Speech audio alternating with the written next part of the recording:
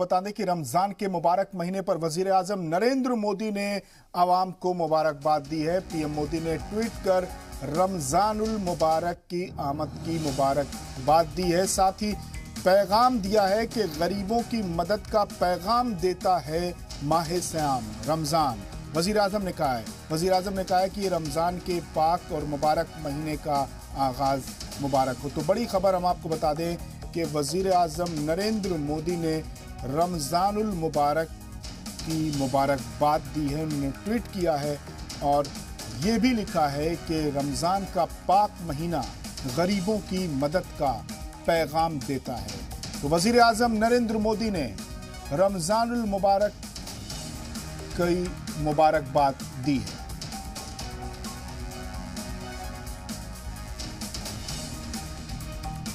रमजानुल मुबारक का पैगाम भी उन्होंने वाज़े किया है। अपनी मुबारकबाद में उन्होंने लिखा है कि रमजानुल मुबारक गरीबों की मदद का पैगाम देता है। तो मुल्क के वजीर आजम नरेंद्र मोदी ने